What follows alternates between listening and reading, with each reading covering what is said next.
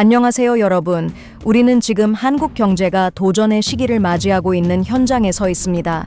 한국 주식시장은 계속 하락세를 보이고 있으며 주요 대기업들의 실적 부진은 소득 감소와 일자리 감소로 이어지고 있습니다. 혹시 아셨나요? 현재 코스피 지수가 2021년 최고점 대비 약 30%나 하락했습니다.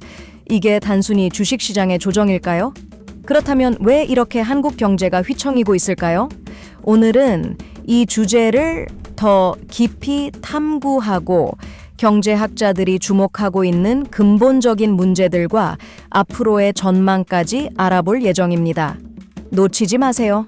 주식시장 전문가들조차 예상치 못한 2025년 한국 경제의 충격적인 전개. 여러분, 혹시 아셨나요?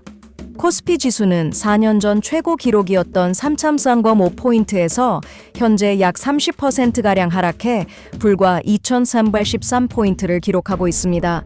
하지만 그 이유를 알고 계신가요? 단순한 돌발 상황이 아닙니다. 글로벌 경제 상황과 한국의 구조적 문제점들이 복잡하게 얽혀 있는 지금 더 큰 위기를 예고할 수 있는 미묘한 신호들까지 나타나고 있습니다.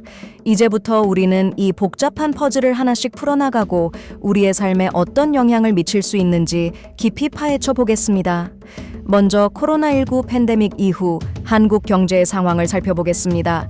2020년과 2021년 한국은 빠른 경제 회복을 보이며 K자형 회복을 이끌었습니다.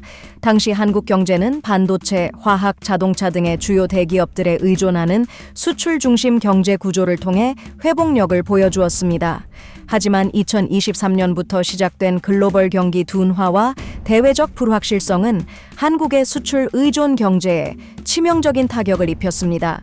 2025년 현재 세계은행과 OECD는 한국 경제 성장률을 1.8%로 예측하며 이는 문재인 정권 초기 평균 경제 성장률인 약 2.7%에 미치지 못하는 수치입니다.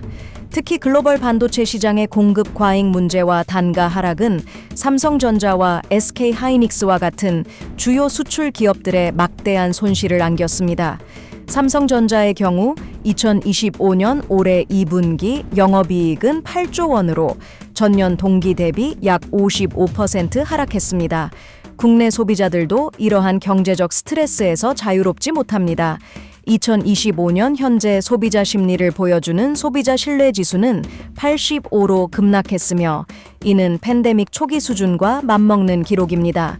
이러한 상황에서 정부는 디플레이션 방지와 경기 부양을 위해 다각돼서 대책을 검토하고 있지만 근본적인 문제가 해결되지 않는 한 해결은 요원해 보입니다.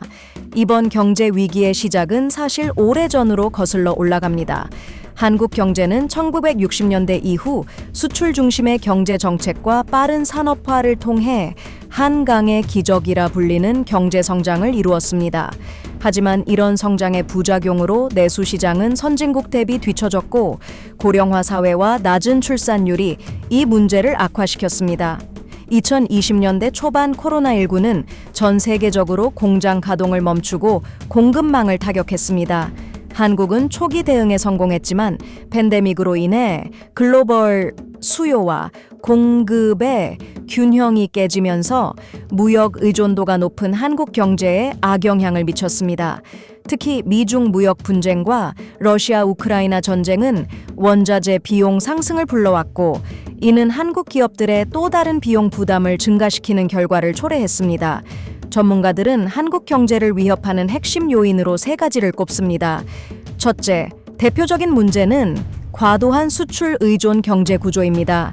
한국 전체 GDP의 약 40%는 수출에서 나오지만 최근 들어 중국 의존도가 높은 구조가 문제로 지적되고 있습니다.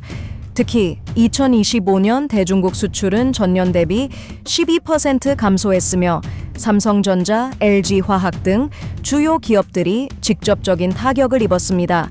둘째, 글로벌 경제 상황도 한국 경제에 큰 영향을 미치고 있습니다. 미국 연방준비제도의 금리 인상이 이루어지고 있는 가운데 한국은행도 불가피하게 금리를 4.5% 수준으로 유지하고 있습니다. 이는 국내 기업들과 자영업자들이 대출 부담을 느끼게 하는 큰 원인이 되고 있습니다. 실질적으로 가장 큰 영향을 받는 것은 일반 국민들입니다. 예를 들어 직장에서 구조조정을 당한 34살 김모 씨는 현재 청년 실업 상태에서 벗어나지 못한 채 대출금에 대한 부담으로 매달 어려움을 겪고 있습니다. 또 다른 사례로는 자금 압박으로 인해 폐업 위기에 처한 서울의 소형 제조업체의 한 대표가 있습니다. 그는 기존에 거래하고 있던 은행으로부터의 대출을 추가로 받지 못했다고 밝혔습니다. 사회적 갈등이 심화되는 가운데 이러한 개개인의 사례들은 한국 경제 위기가 단순히 숫자로만 측정할 수 없는 문제임을 보여줍니다. 정치적인 안정성과 경제적 신뢰가 동반되지 않으면 이 위기는 지속적으로 확대될 수 있다는 우려도 나오고 있습니다. 미래에는 어떤 일들이 벌어질까요? 전문가들은 한국 경제의 회복이 가능하려면 첫째로 생산성과 효율성을 높이는 기술 개혁이 필요하다고 지적합니다. 서울대학교 경제학과 김모 교수는 디지털 경제로의 전환이 단순한 선택이 아니라 필수임을 강조했습니다. 또한 정부는 한국판 뉴딜 3.0을 통해 녹색 기술 및 바이오 신산업에 대한 대규모 투자를 예고하며 중소기업 생태계를 강화할 계획입니다. 전문가들은 이와 같은 정책이 실질적인 변화를 줄 수 있으려면 최소 5년에서 10년의 기간이 필요할 것이라고 내다보고 있습니다. 시청자들께서는 이러한 변화가 향후 어떻게 전개될지 주의 깊게 지켜봐야 하며 특히 정부 정책에 대한 분석과 지속 가능성에 관심을 가지는 것이 중요합니다. 오늘 한국 경제 현황과 앞날에 대해 깊이 있는 분석을 전해드렸습니다. 이 복잡한 경제 상황이 여러분의 일상에 미칠 수 있는 영향을 이해하고 더 나은 결정을 하실 수 있게 기여하길 바랍니다. 이번 영상이 유익했다면 좋아요와 구독 부탁드립니다. 댓글로 여러분의 의견도 들려주세요. 다음엔 더 알찬 내용으로 찾아뵙겠습니다. 감사합니다.